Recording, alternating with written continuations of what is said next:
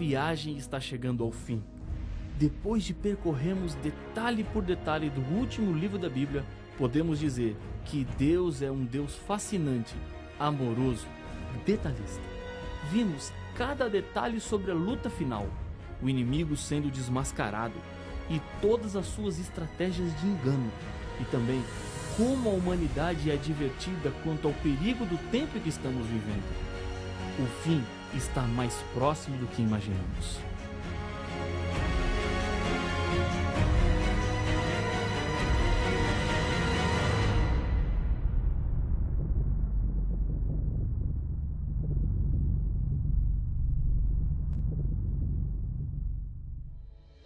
O mundo será destruído, e com ele todos que não aceitarem se entregar a Deus e viver uma vida de acordo com a Bíblia Sagrada.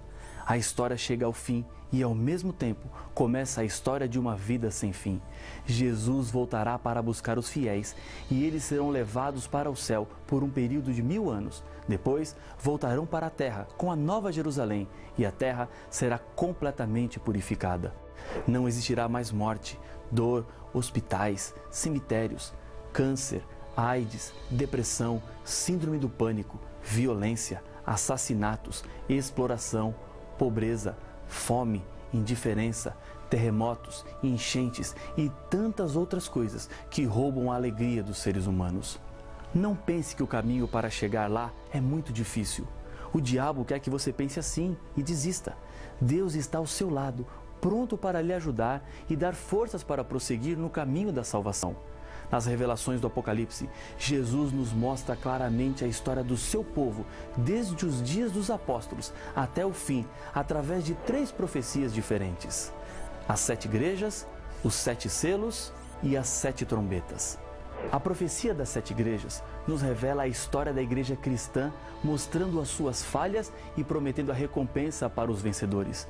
O grande destaque dessa profecia está na demonstração do grande interesse de Deus pelo seu povo. Os 7 selos profetizam a história social da igreja cristã, apresentando o triste processo de apostasia da igreja. Ela se afastou da mensagem pura da palavra de Deus e contaminou-se com doutrinas inventadas pelos homens. Deus é apresentado como aquele que controla a história e dará fim à dor e ao sofrimento. As 7 trombetas revelam a história política e religiosa que ocorrerá paralelamente à história da igreja cristã. As 4 primeiras trombetas mostram a desintegração do grande Império Romano Ocidental pelas tribos dos povos bárbaros, que prepararam o caminho para Roma papal. Tanto o livro do profeta Daniel como o Apocalipse profetizam que esse poder religioso perseguiria durante 1260 anos os que acreditassem na Bíblia. A 5ª e a 6ª trombetas descrevem as investidas das tribos maometanas, sob o comando de vários líderes, lutando contra o cristianismo. Constitui-se assim outro poder que luta contra o povo de Deus. A 7ª trombeta apresenta o tempo do fim, quando o povo fiel de Deus proclamaria o Evangelho eterno e a mensagem dos 3 anjos para todo o mundo. Alguns eventos aconteceriam no mundo durante o tempo da 7ª trombeta. Acompanhe a leitura de Apocalipse capítulo 11, versos 15 a 19, onde estão relacionados esses fatos. O 7º anjo tocou a trombeta, e houve no céu grandes vozes, dizendo: o reino do mundo se tornou de nosso Senhor e do seu Cristo, e ele reinará pelos séculos dos séculos. E os 24 anciãos que se encontram sentados no seu trono, diante de Deus, prostraram-se o seu rosto e adoraram a Deus, dizendo: graça te damos, Senhor, Todo-Poderoso, que és e que eras, porque assumistes o teu grande poder e passaste a reinar. Na verdade, as nações se enfureceram, chegou, porém, a tua ira e o tempo determinado para serem julgados os mortos, para se dar o galardão aos teus servos, os profetas, aos santos, aos que temem o teu nome, tanto aos pequenos como aos grandes, e para destruíres os que destroem a terra. Abriu-se então o santuário de Deus, que se acha no céu, e foi vista a arca da aliança no seu santuário, e sobrevieram relâmpagos, vozes, trovões, terremotos e grande saraivada. Vejamos apenas os eventos separados. A revelação do Apocalipse nos diz: o reino do mundo agora se tornou de Jesus Cristo. No Jardim do Éden, Quando Adão e Eva haviam cometido o pecado e arruinado a perfeição do mundo, perceberam que estavam sem roupas e pela primeira vez sentiram vergonha. Para tentar resolver o problema, fizeram roupas com folhas de figueira. Uma roupa de folha de figueira não é resistente, apenas disfarça, como todas as soluções humanas que podemos arrumar para tentar solucionar o problema do pecado. Neste momento, o reino deste mundo saiu das mãos de Deus e, por escolha dos seres humanos, passou para as mãos do diabo. Lá no Éden, um cordeiro teve que ser morto e com a sua pele uma roupa foi feita. O sangue derramado daquele animal representava o sangue de Jesus, o Cordeiro de Deus, que tinha o poder de tirar o pecado de todo o mundo. E é por isso que o domínio deste mundo volta para Jesus. Ele pagou o resgate e adquiriu o direito de salvar o ser humano da consequência final do pecado, que é a morte. As nações se enfureceram. Jesus profetizou em Mateus 24 que nos últimos dias haveria guerras e rumores de guerras, cada vez mais e com maior intensidade. Constantemente ouvimos de novos conflitos ao redor do mundo. Existem regiões que estão em constante alerta. A qualquer momento, mais uma guerra pode começar. Há muita disputa de poder. Esse é o quadro que a 7ª trombeta nos mostra. Chegou o tempo determinado para julgar os mortos. O julgamento começou em 1844. Quando João descreve o santuário de Deus na 7ª trombeta, ele viu a Arca da Aliança, que ficava no segundo compartimento do santuário, chamado de Santíssimo. Foi aí que Jesus entrou ao se cumprirem os 2.300 dias, anos, de Daniel capítulo 8, verso 14. Quando Jesus sair do lugar santíssimo, terá terminado o juízo investigativo, a mediação de Jesus e o tempo de graça, no qual é possível ainda se salvar. Todos os seres humanos passarão por esse juízo. Dele não tem como escapar. Esse tempo é chegado com a última trombeta. Isso nos deixa claro que estamos vivendo no fim do fim dos tempos. Tempo de destruir os que destroem a terra. Isto acontecerá na volta de Jesus a essa terra, quando ele fará justiça salvando os fiéis e condenando os que não são fiéis. Jesus vem para recompensar a cada um mediante as suas obras. Não existe nenhuma promessa mais confortadora para os seres humanos que enfrentam as dificuldades da vida. Jesus é o único caminho para a salvação. Muitos seres humanos têm dificuldade para entenderem que Jesus é a solução para tudo. O Apocalipse é um livro de decisão. Deus está chamando de um lado, chamando para a salvação através do Cordeiro. Do outro lado está o diabo, tentando reunir o máximo possível de pessoas para enganar e seduzir. Se você analisar seriamente os seres humanos hoje, verá que existem 3 grupos: os seguidores de Jesus, os seguidores do inimigo de Deus e os indecisos. Os indecisos são pessoas que ainda não descobriram a verdade. Elas nunca rejeitaram a Jesus, mas estão caminhando na direção contrária, crendo sinceramente que estão no caminho certo. As revelações do Apocalipse abrem os seus olhos para entender qual o caminho certo a ser trilhado. Depois de estudar as profecias bíblicas, você não pode permanecer neutro. No fim dos tempos, o terceiro grupo, dos indecisos, desaparecerá. Somente existirão 2 grupos, os do Cordeiro e os do diabo. A Bíblia apresenta muitas ilustrações para reafirmar essa verdade, dizendo que no fim dos tempos existirão apenas ovelhas e cabritos, trigo e joio, mulher vestida de sol e mulher vestida de vermelho. Os indecisos terão que tomar uma decisão em algum momento. Não decidir-se no final será o mesmo que decidir-se contra Cristo. Sinais na natureza: relâmpagos, vozes, trovões, terremotos e grande saraivada. Com o tocar da 7ª trombeta, começam as 7 pragas, que representam o princípio do juízo de Deus contra os perdidos. O anjo responsável pelas 7 pragas também mostra a João a Nova Jerusalém. A Bíblia diz: então veio um dos 7 anjos que tem as 7 taças cheias dos últimos 7 flagelos e falou comigo dizendo: vem, mostrar-te-ei a noiva, a esposa do Cordeiro. E me transportou em espírito até uma grande e elevada montanha e me mostrou a santa cidade, Jerusalém, que descia do céu da parte de Deus. Apocalipse capítulo 21, versos 9 e 10. É importante entendermos como eram os casamentos na época de Jesus. Normalmente, haviam 5 momentos importantes. Primeiro, O compromisso matrimonial tinha muito mais seriedade do que nossos dias. Segundo, o pagamento do dote matrimonial.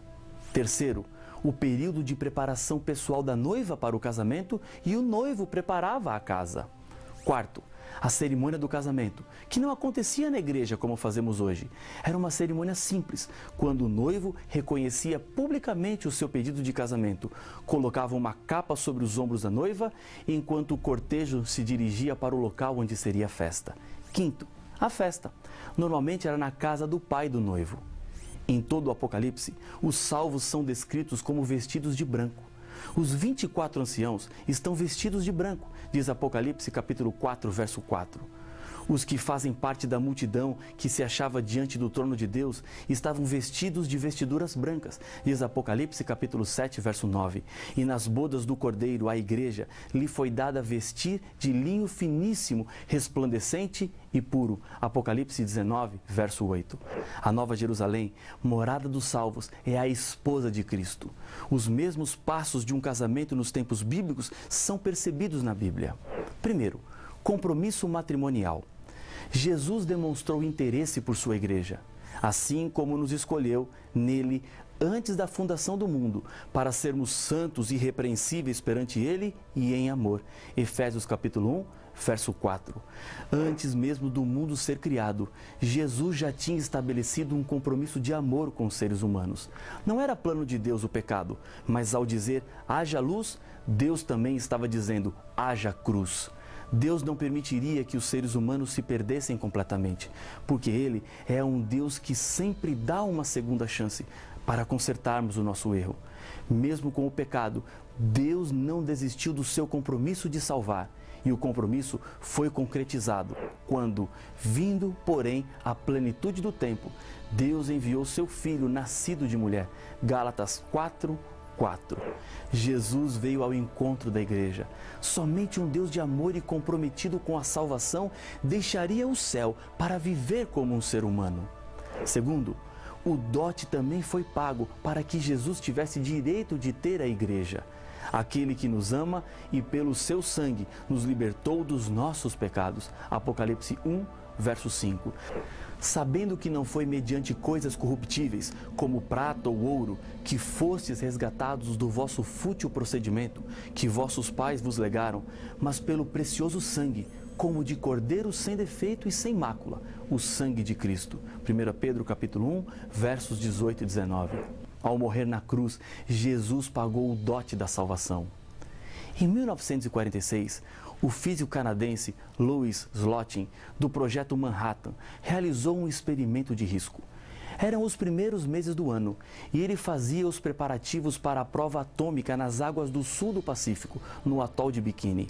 O objetivo da sua experiência era determinar a quantidade de berilo envolvido em um núcleo de plutônio necessário para uma reação em cadeia. Os cientistas chamavam de massa crítica. Para despertar, era necessário ir aproximando as duas esferas de urânio lentamente. Quando a massa se tornava crítica, então, separava-os com uma chave de fenda. No dia 21 de maio, no exato momento em que o material tornou-se crítico, a chave de fenda escorregou da sua mão. Os hemisférios de urânio se aproximaram demais e instantaneamente a sala se encheu de uma nuvem azul. Slotin poderia sair correndo, tentando salvar a própria vida. Mas não foi o que fez.